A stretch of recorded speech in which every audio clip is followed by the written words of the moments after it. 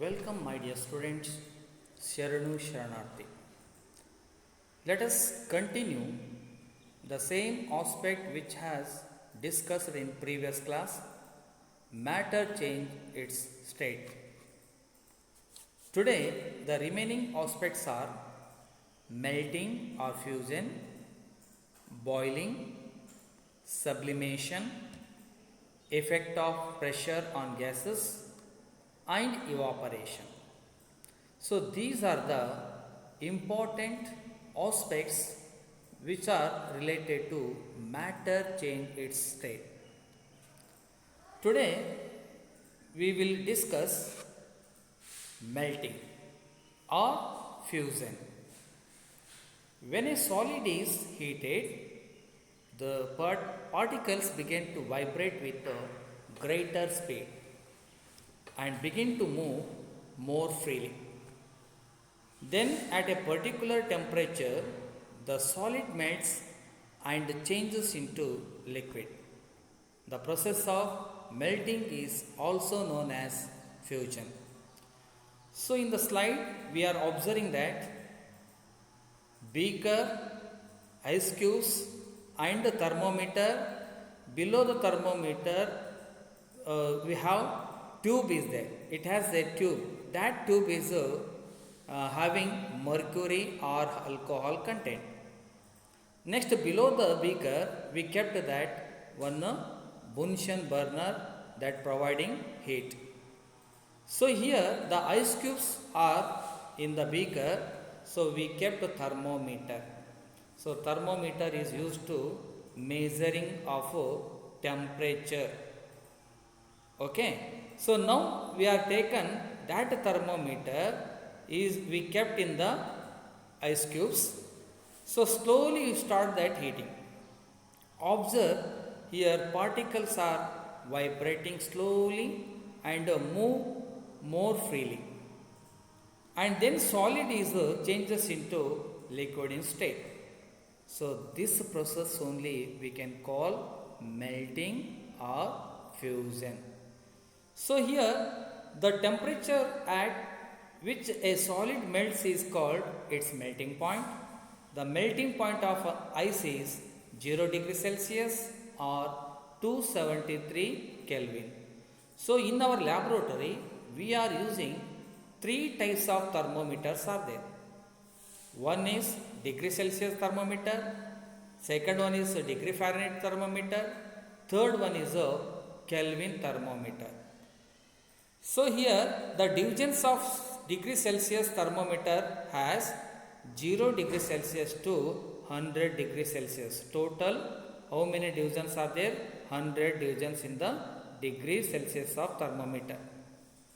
So next in the degree Fahrenheit, these readings start from 32 degrees Fahrenheit to 212 degree Fahrenheit.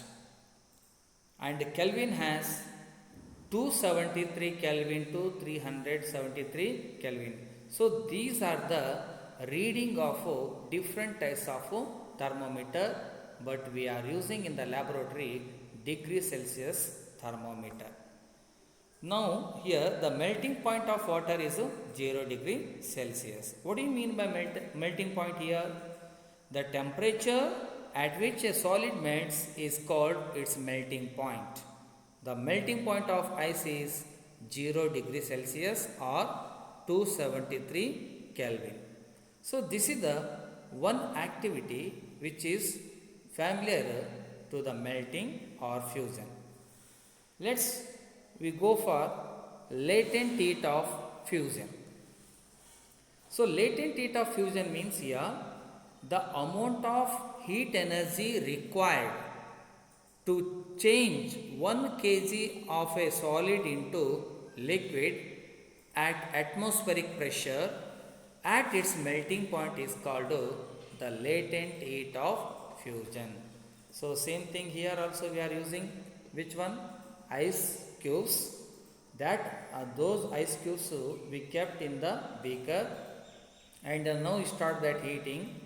It completely melt into water. So how much amount of heat is required to melt the solid into liquid, so that heat is called latent heat of fusion or melting. So here this activity is related to the latent heat of fusion. So next we will discuss boiling. So when a liquid is heated, its particles begin to move even faster.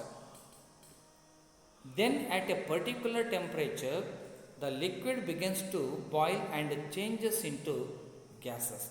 So we are observing that two changes is taken place. Water is in the liquid state. That water is changes into vapor or steam. So this type of process or change of state is called boiling. Okay. Next, boiling is a bulk phenomenon. It is a very big or huge process. When a liquid boils, the bulk of the liquid changes into vapor. For example, we have taken that here water. So water, when you spread over all the floor, after few minutes you observe that, so the water can evaporate. Where the water get over. So here, when the temperature is applying to the any circumstances, the water starts to the change into vapor. Then the temperature at which a liquid starts boiling is called its boiling point. The boiling point of water is 100 degrees Celsius in the Kelvin, 373 Kelvin. So here we are using thermometer again to boil the water. So it shows that the boiling point of water is 100 degrees Celsius. So all these points we have discussed in the previous class. Okay. So next, latent heat of vaporization. So in the previous class, latent heat of fusion or melting we have studied, but here latent heat of vaporization. The amount of heat energy required to change 1 kg of a liquid into gas at atmospheric pressure at its boiling point is called latent heat of vaporization. So here how much kg of liquid is there? Only 1 kg of liquid. This 1 kg of liquid is changes into gaseous state by applying heat energy. So we can give the right amount of heat energy to the 1 kg of a liquid is automatically changes into gaseous and including atmospheric pressure. So this is known as a boiling point of water or latent heat of vaporization. So here the liquid is changes into vapor, the liquid is changes into steam, the liquid is changes into gaseous state. So this changes is known as latent heat of vaporization. So here the activity shown like this. So we are using stand, thermometer, and next beaker, water and Bunsen burner and including a gas. So when we start that heating, so water get warm and again continue, you start that heating, so the water start to the boiling and rises bubbles from the bottom to the water surface. So observe slowly the thermometer reading. So when the boiling is started, so automatically the thermometer is rises up. It shows that 100 degree Celsius or 373 Kelvin.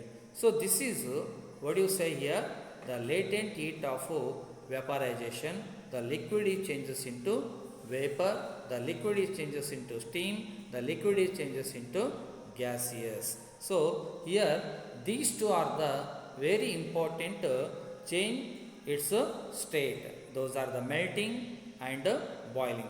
Now we will discuss effects of temperature on molecular motion. So those are the solid, liquid and gases are there, but in this figure only two types of the object we have taken.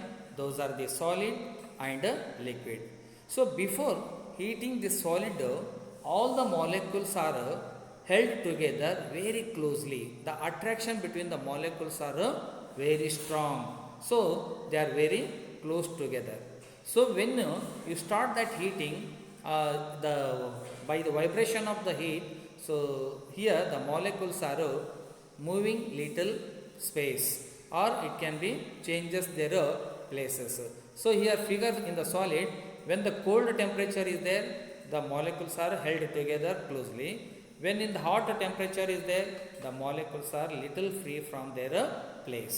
And in the second figure, it shows that a liquid in state, the molecules are held together loosely in the cold condition. When the temperature is give rise to this liquid, they can move little bit freely. So this is the effect of temperature on molecular motion. So thank you one and all.